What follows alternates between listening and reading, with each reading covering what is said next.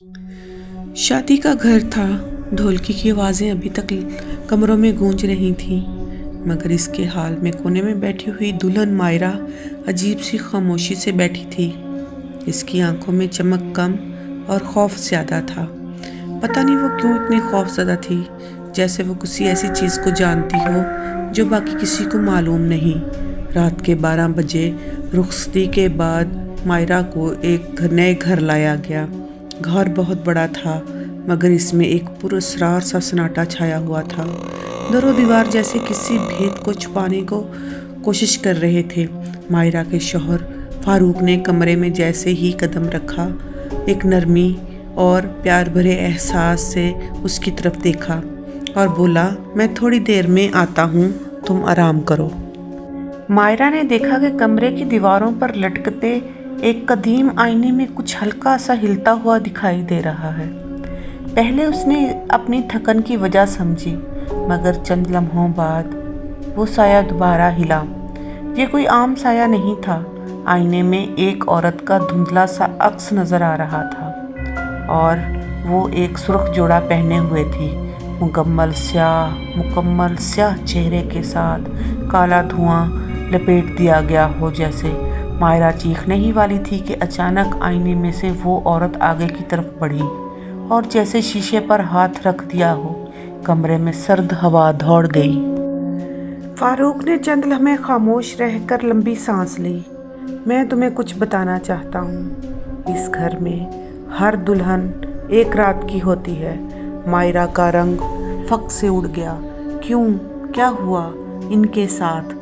फारूक ने नीचे नज़रें झुकाकर जवाब दिया, मैं नहीं जानता, बस इतना कि हर दुल्हन की शादी की रात ये आईना कुछ ना कुछ ले जाता है। इतने में आईने में से वही औरत फिर दिखाई दी। इस बार वो मायरा के बिल्कुल पीछे खड़ी थी।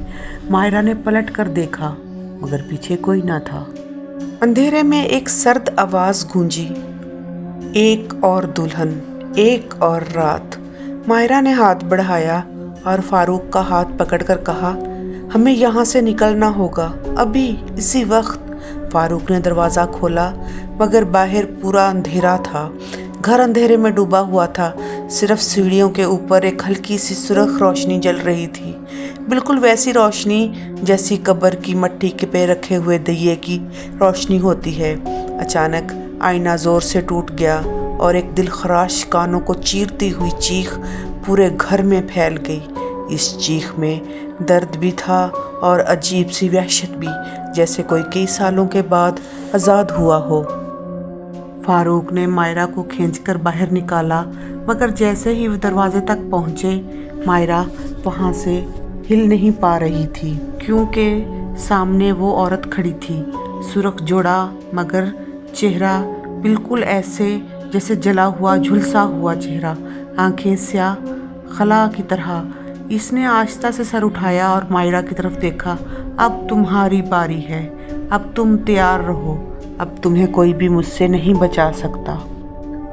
फारूक ने कांपती आवाज़ में कहा, मायरा पीछे रहना, ये इंसान नहीं है। औरत की कराख्त वाली हंसी पूरे हाल में गूंजी। इंसान? मैं भी कभी इंसान थी, मगर फिर तुम लोगों ने मुझे ऐसा बना दिया। मायरा ने खौफ के बावजूद हिम्मत जुटाई। क्या हुआ तुम्हारे साथ? तुम हर दुल्हन को क्यों मार देती हो? इनका क्या कसूर है? ये पूछना ही था मायरा का कि उसने चीख कर कहा, मार डाला इन लोगों ने मुझे, मैं इसकी पहली बीवी हूँ। मैं बहुत खूबसूरत थी, मगर इन लोगों ने जैसे ही मेरी शादी हुई मुझे जला डाला। इन लोगों के यहाँ रिवाज था, जो औरतें ज़्यादा खूबसूरत होती हैं वो अपने शौहरों को अपनी खूबसूरती के जाल में फंसा देती हैं। इसलिए इसके माँ बाप ने मुझे ज़िंदा जला डाला। मुझे किसी ने इंसाफ नहीं दिया। तो फारूक कहने लगा, इसमें मेरा कोई कसूर नहीं। तो उसने चीख कर कहा, तुमने बचाया भी तो नहीं ना मुझे मार डाला तुम्हारी आंखों के सामने। तो मायरा ने कहा, तुम बेफिक्र रहो, मैं तुम्हें इंसाफ दिलाऊंगी, प्लीज़, मगर हमें कुछ मत कहो। उसने कहा, ठीक है, मुझे इंसाफ चाहिए। सुबह हुई, उसने सबको इकट्ठा किया और उसकी कब्र पर गए। जैसे ही कब्र पर दिया जलाया, फातिहा पढ़ी तो ऐसा लगा जैसे कोई सांस, बड़ी सी सांस जो है ना किसी चीज़ से आज़ाद हो गई हो, किसी ने लंबा और गहरा सांस लिया हो। तब कहीं जाकर उसकी रूह आज़ाद हुई और वो घर आ गए। जैसे ही घर आए, क्या देखते हैं, आईने में हल्की सी रोशनी है और रोशनी में उसी औरत का चेहरा नज़र आ रहा है, जैसे वो शुक्रिया अदा कर रही हो, जैसे वो ये कह रही हो कि तुमने आज़ाद करवा दिया मुझे।